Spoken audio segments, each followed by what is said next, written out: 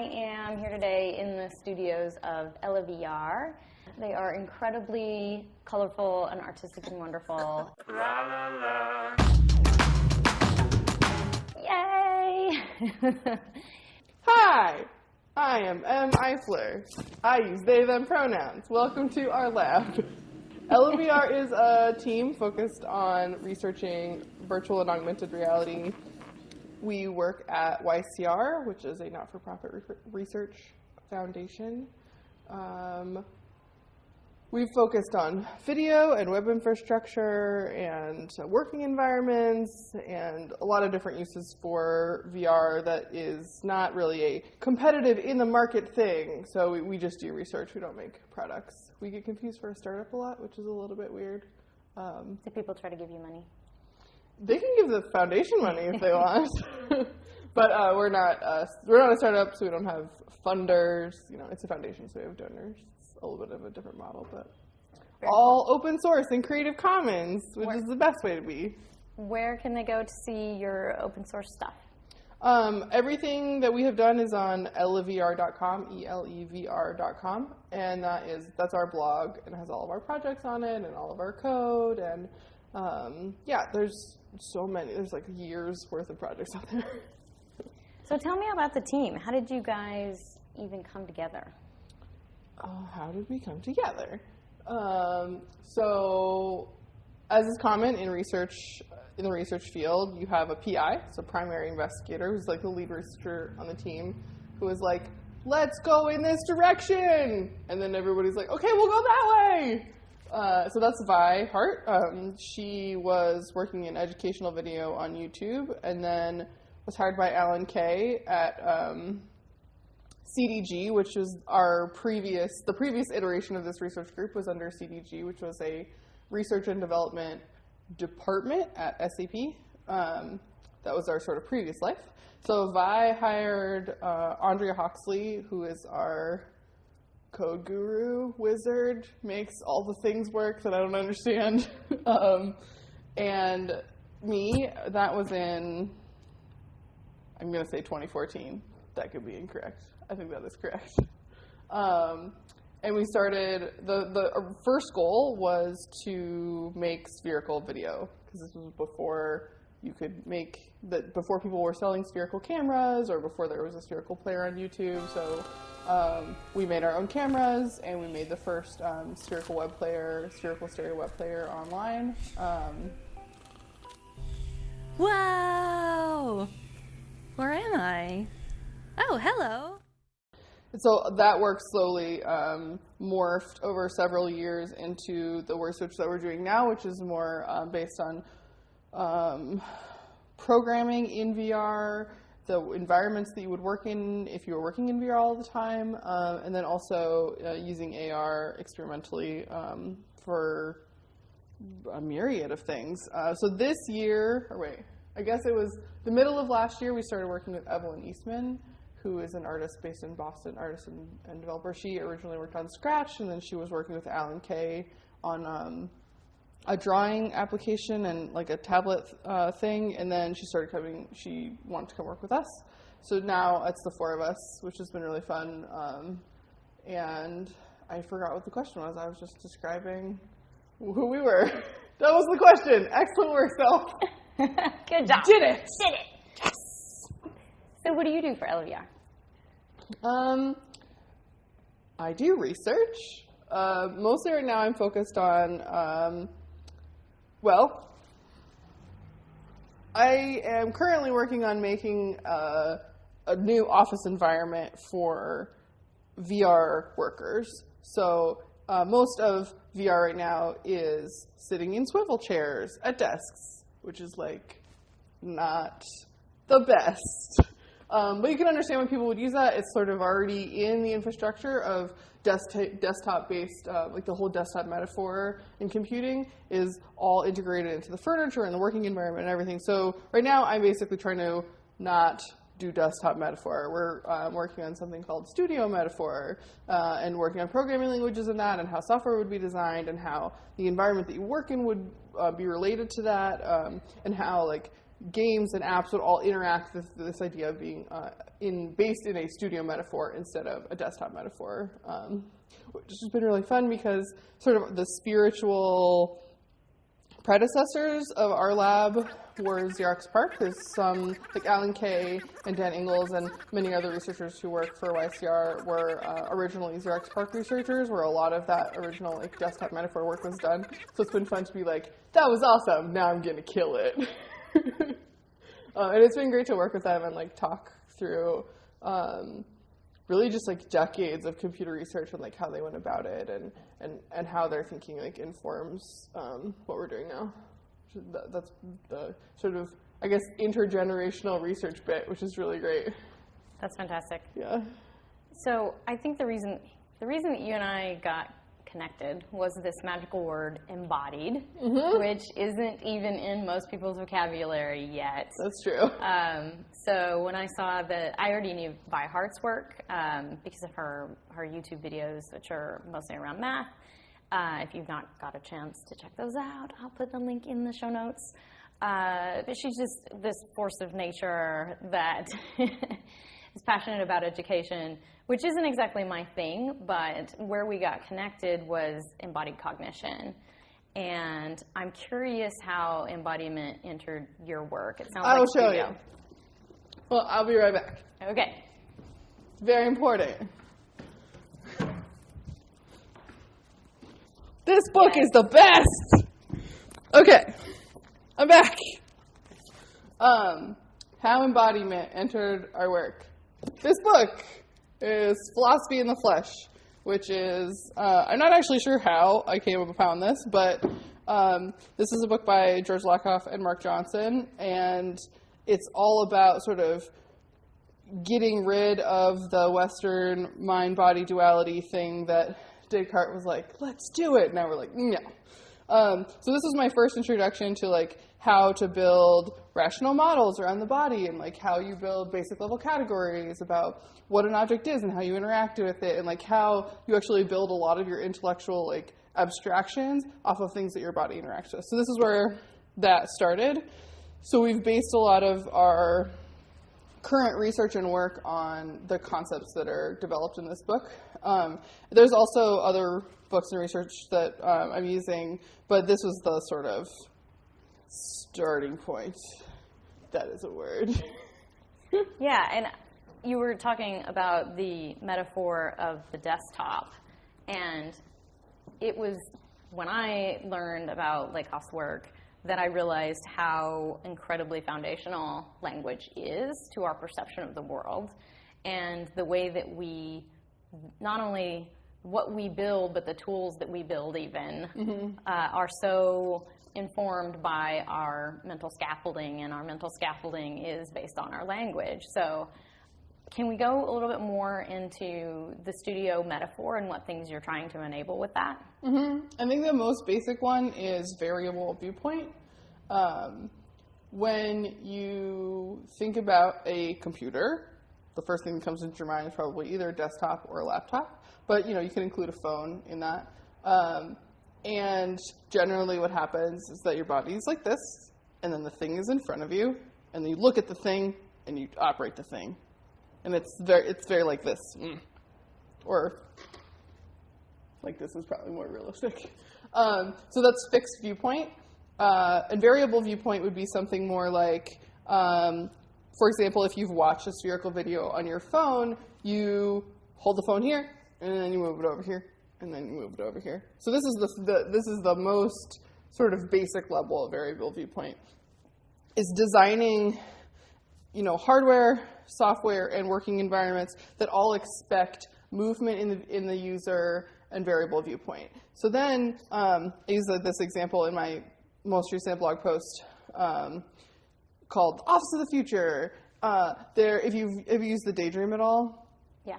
So in the Daydream, there's lots of playing video apps, and you can, and not even considering like spherical video, if we're just talking about like, let's watch flat video in a Daydream, well, how should you design the software? Netflix went about it in I want to make you a giant flat screen, and I'm going to stick it in one place, and you can't do nothing about it. And YouTube went with the route that was like, I'm going to give you a video, and then you can grab it and stick it anywhere you want, which enables the ability to like lay in bed and watch it, or kneel, or lay on your side, or do all of these things that give you a variable viewpoint. So that's like the first really important part of studio metaphor. And then the other part is this sort of 3 phases of matter software design idea that I'm working on right now. So the 3 phases of matter would be, solid, liquid, gas. I know there are other phases of matter. Leave me alone. Let's go with the traditional idea. I don't got a software idea for plasma yet. So in solid, liquid, and gas is this very like diffuse, big thing. So I'm calling that like room scale software that you go inside of, and it has functionality that you would associate with a room. It has, storage in a similar way that you would have bookshelves. You would walk around in it the similar way that you would have a room. So that's one. All software should have that level of functionality. Then there should be the object level of functionality where you like have something about this big and you turn it this way and then you turn it this way and it has objectness, right? And then you can put it down or whatever. This thing is very dusty.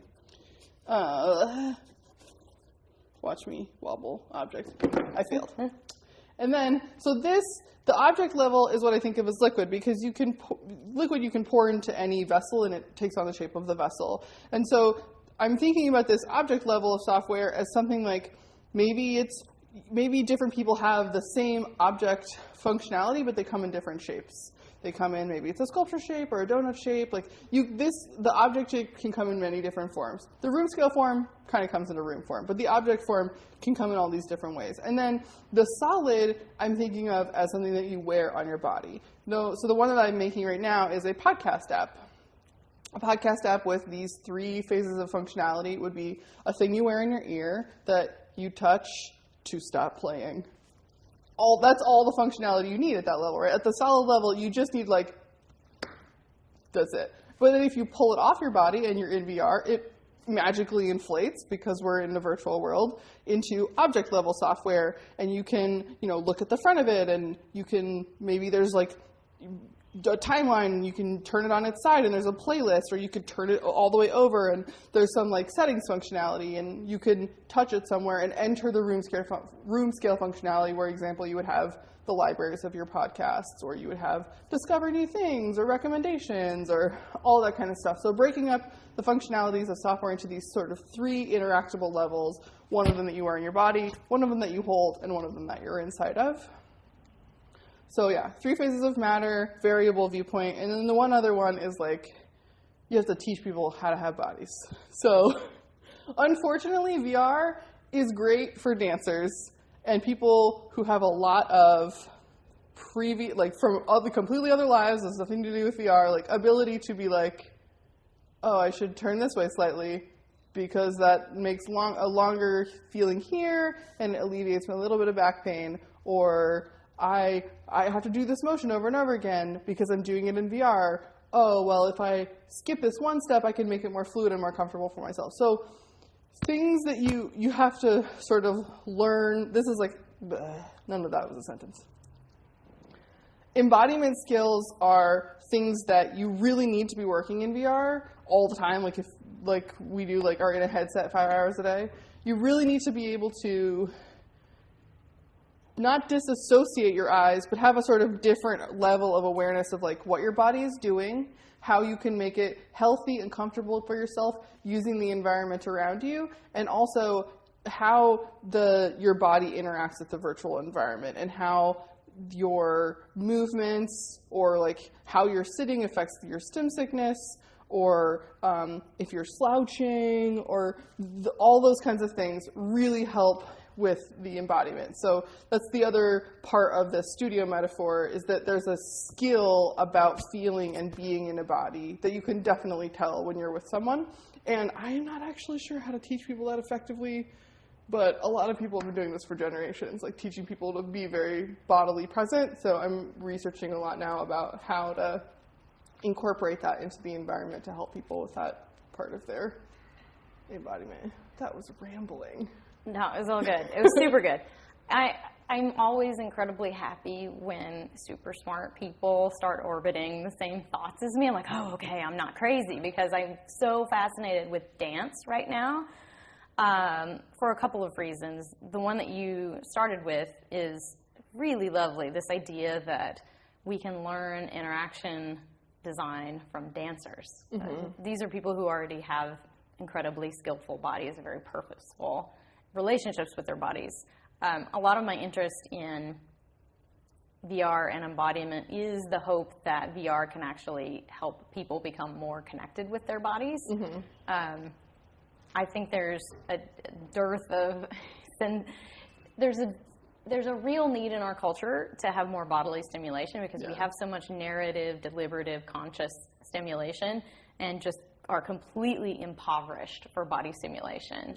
We've built these interfaces that use visual. They rely on our eyes to look at a dashboard and make complicated decisions about our business, about our lives, about our finance, about our romantic, we're all like reading stuff. We're reading text, we're reading emails, we're reading Facebook.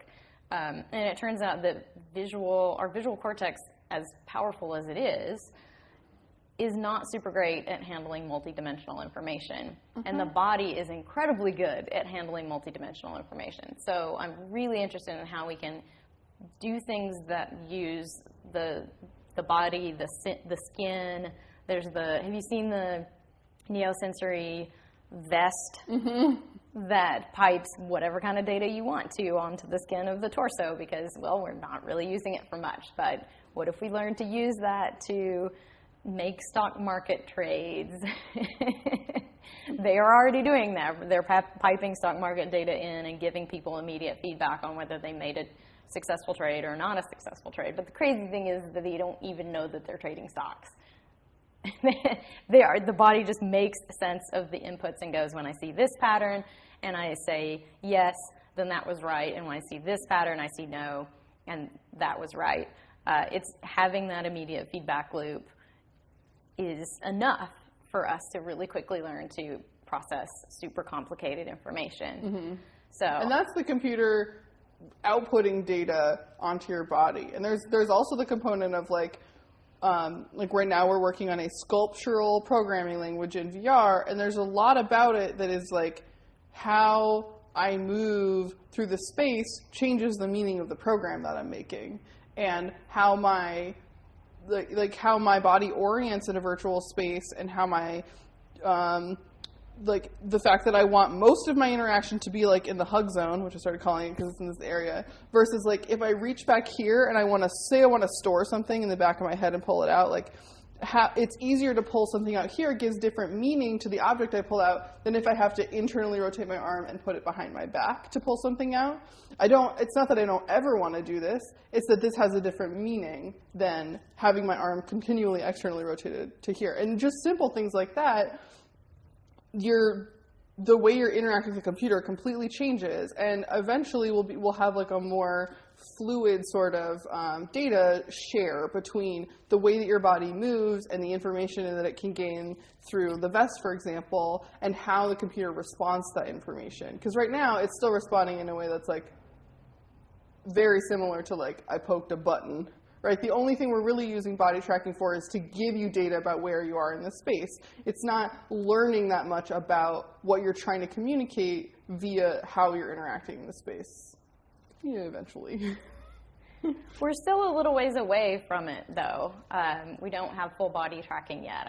I think of it like the phase where movies were at silent films, and it was a thing, and it was great, but it was only when they got audio synced up to the video that there was this explosion of theaters. And I feel like we are in this infancy of VR, and until we get full body tracking, we're not going to see the kinds of apps that acknowledge the full potential of the medium, which I see definitely as what can we do with whole body? How does that change our entire relationship with computing? I don't have a question there, but well, it'll be interesting, right? Let's say that I'm currently in a software environment, and I want to, for example, I want to go back to my home page, and or my home environment, but But, you know, I don't want to have to, like, get up and walk over to a door and do all these things. There could be, you know, something simple where, like, oh, okay, I'm going to, like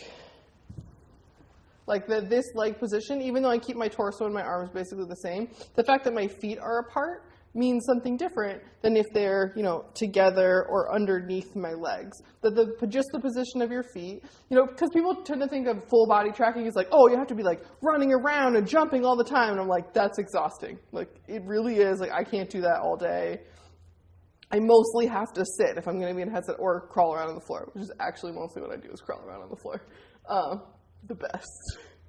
But yeah, like having your feet in different positions, having your knees in different positions, having like one foot up versus the other, having your feet relaxed, or, you know, like having just even simple, being able to track very simple things would give you a vast array of interactability that you don't just get with. Right. I think there's I think there's a huge disservice done to us by the design fiction in the Matrix, that everybody's assuming that you're going to continue to have this world that is your hands waving around at head height or at chest height, and that's super exhausting. Like, just if you just hold your arms up for about 30 seconds, you'll immediately understand why you can't do that for 8 hours. Yeah. So the kinds of interactions that we're going to need to build are exactly what you were saying. Very subtle things with different parts of your body, because your legs are a lot stronger than your arms anyway, but yeah. We're just so associated with agency coming through our hands that yeah. we've forgotten that we have the rest of the body. Yeah, my theory is like anything you can do while you're talking with your hands, you can do like a lot. So when your elbows are touching your ribs, almost nobody talks with their arms like this. Almost everyone talks with their elbows touching their ribs. So you have this like this degree of motion. So like basically in the elbows and the wrists. This is not that exhausting because you're using a fairly supported part of your body. And you can like lay on your back and do it, or lay in all of these different positions you've been playing with that come from like restorative and yin yoga. So like if it is small enough that you would do it when you're talking in a conversation, then it's fine to do for hours on end. But if it's any bigger than that, you better need a reason. Like I better need to reach for something for a reason and bring it back. And never have to hold the position. I'm fine with like, okay, I'm working on a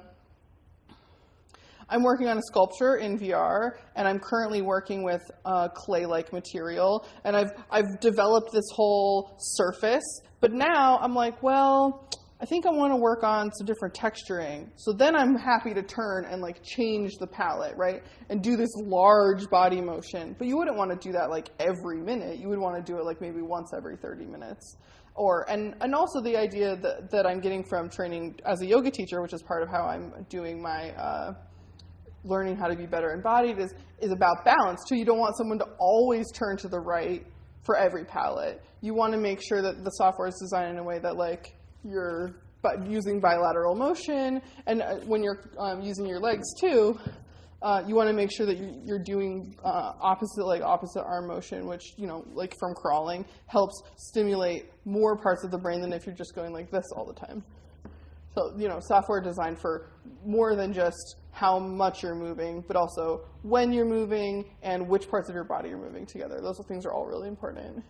What I love about this is that this stuff seems so incredibly obvious to me. Maybe this is not so obvious if you haven't spent 2 decades designing interactions, but I don't think it's been written down anywhere. Like, have we cataloged this stuff? Does anybody have a catalog that says if I want to encourage competitiveness, I would use like fist gestures, and if I want to do cooperation, I would use mirroring gestures? It just seems super obvious, but I haven't seen it written down anywhere. I haven't read anything about it. I'm mostly taking my knowledge from like, a dance and yoga sort of personal history. I used to be a professional dancer, so